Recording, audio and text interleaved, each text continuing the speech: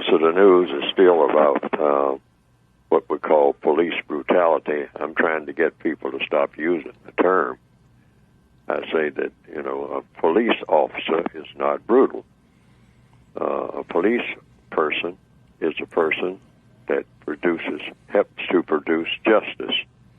A police person, male or female, tries to do the correct thing. Anytime you're not trying to do the correct thing, anytime you don't have the correct intentions, which is to help to produce justice, which is balance between people, which is to guarantee that no person is mistreated, and to guarantee that the person that needs help the most gets the most constructive help. That's what the job calls for. Then that person is not a quote-unquote police officer.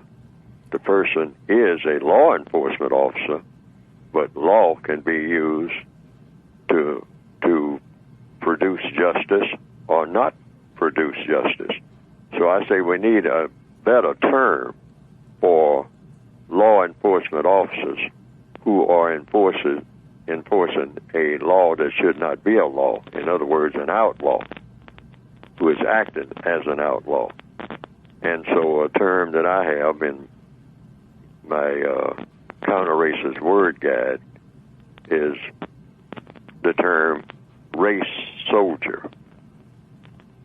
If the person is a racist, I say that's an armed person who is acting under the guise of a police officer that is doing non-justice, promoting non-justice, mistreating people, not helping the person that needs the most constructive help, and does not intend to do so.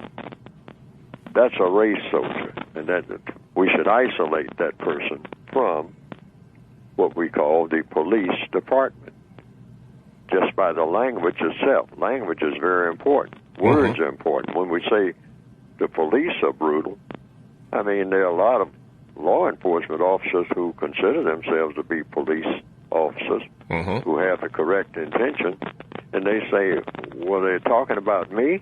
I never mistreat anybody. I mean, I'm doing everything I can to help people. That's why I joined up. I don't want to shoot anybody. I don't want to arrest anybody. I just, I just like people. I like all people. I like to, to be of service to people. I like to get my awards, based on how much service I'm rendering and whatnot, and protecting people.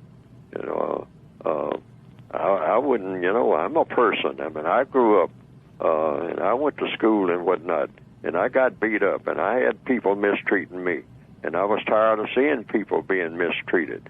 So, therefore, the person might say that I decided I would become a police officer because I was tired of seeing people that I was around always being mistreated, either by people just out on the street or by people who were wearing a uniform. I've seen that too, so I decided that I would get in a uniform.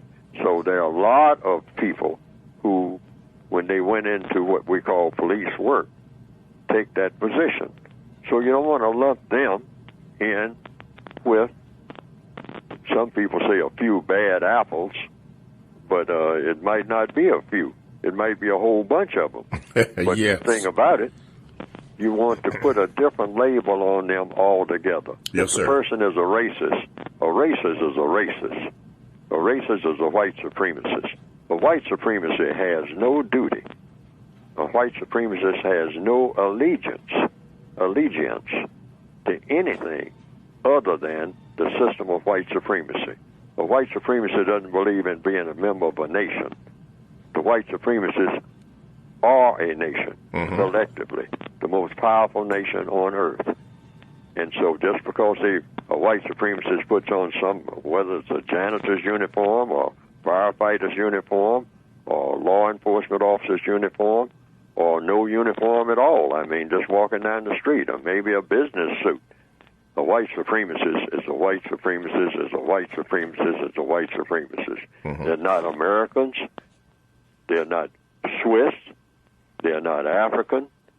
They're not Jews or Christians or Hindus.